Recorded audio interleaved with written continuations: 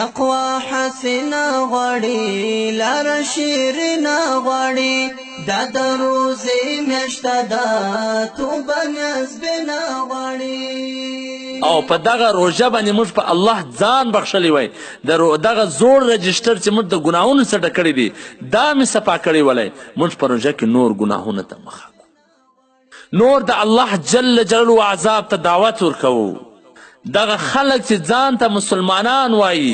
دا در اوسه دغه محنت کوي چې دوی د چکو ټورنمنټونه راوباسي د پتو ټورنمنټونه راوباسي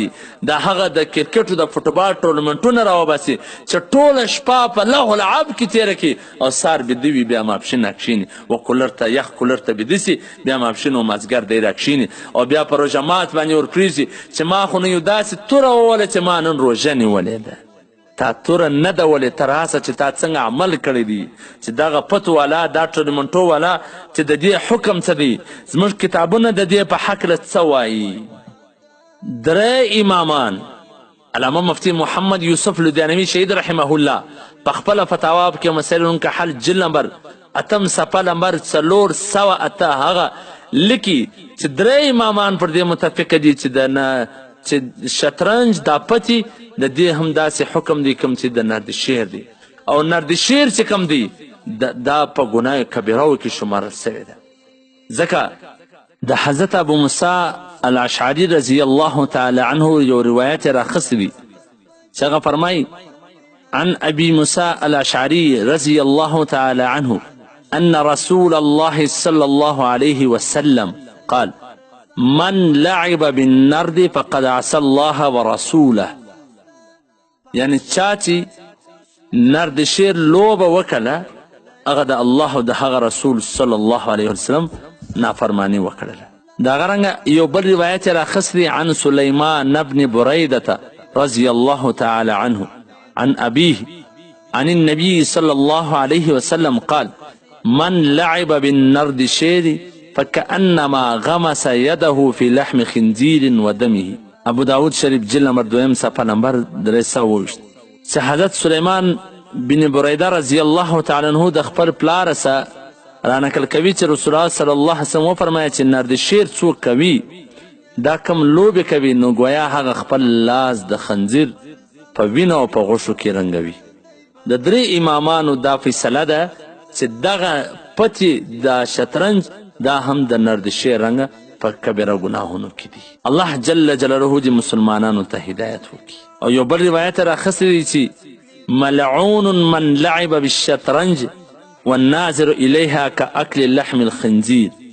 کنز العمال حدیث دی چې شطرنج کول والا دا ملعون دی او دې ته کتلو والا مثال داسې دی لکه د خنزیر غوښې چې خوري او په یو بل حدیث کې راځي چې الله جل جلاله د ورځې 360 واره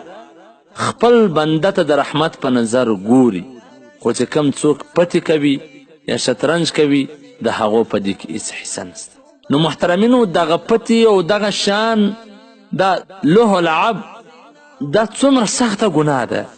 څومره سخته ګناه ده دا زموږ کتابونو دا دې راخیستي دي او موږ ټوله شپه په دې کې مبتلا یو ټوله شپه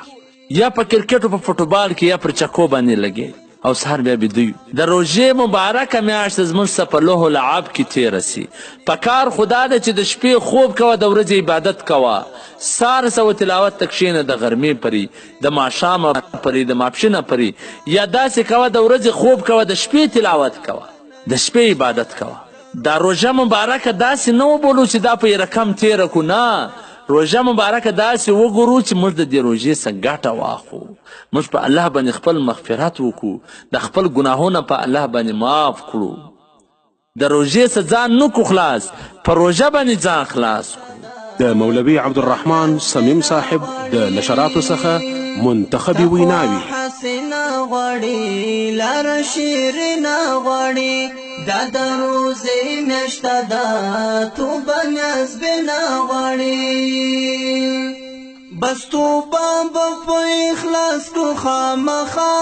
عفو غواړو بالا یو غني مولا